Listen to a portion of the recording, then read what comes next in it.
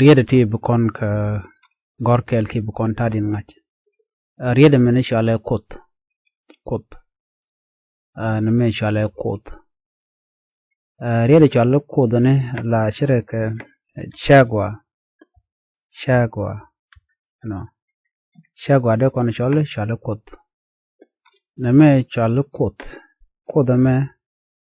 kot mat pine shire ke ler pine no la ler pine mandan la met kana neme kot shaka neme kot met kana ka piu yo je bidag den ngaja le kan tete ne karawtete chan men gwad me ka kot no to kon karaw no mo kot mardien me chale chana gorna na luak kot chana gona ka dangro min am bokora intene ne men mi chale le kot gwad la kot nyam gwad kot nyam me ke chale kot no chale kot che kot kodame nyuda ne rech year shale kot no ko la re tor lo shi kare ti dit shale kot mredian gwad min gorde ran yo ngani mi shal ka me lwa kot jen chere ka dwel an pal naten dwelen pal ka kot ten no dwelen pal ka kot ni ngani ka gwara mentam me dwelen pal ka kot shale lwa kot luna dwelen pal ka kot ten dundo kot gwada me kot no lu ne rech la rech year no kot gwada me te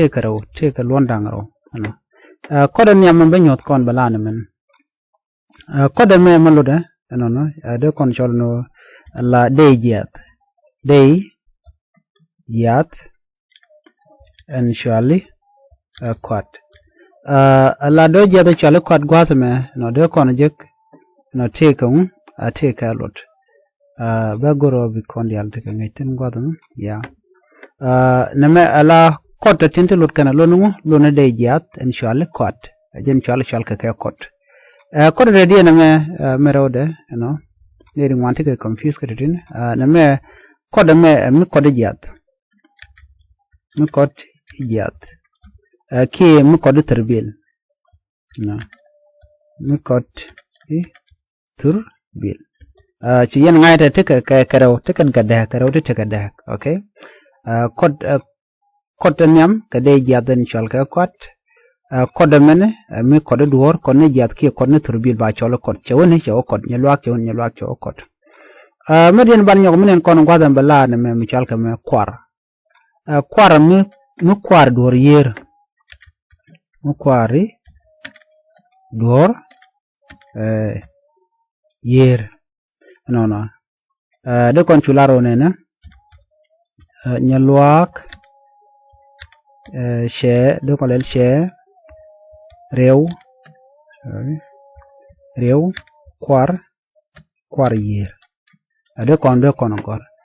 kwar mlode mi kwar dor yer example gwa de kon jigode nyalwak she rew chaka kwar yer no chalo kwar mi kwar dor neme kwar mulut kan ga shirkan ala kwar la neitin ko neitin la but but chala ka kwar nana kwar me kwa mi chala kwar neitin la but kini de kon but kana no kamu cha gor na ci kon gor ngam kwar ngulo dum ko ken kala gwarin ngam kwatin ngam kwartan ngam kwar shirkan bel ti chapok ka shatal kan bel to chapok lo shinu duno ka bel chalgari chala ka ngam kwar na man bel ti chapok ka chatal chalgari chala ka ngam kwar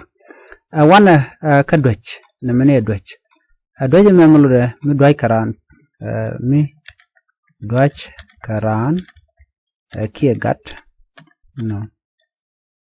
ke dwech no chale dwech na mo dwai karan ka duor chale dwech ani gore bichana bi support banyo je kangi do dien biatema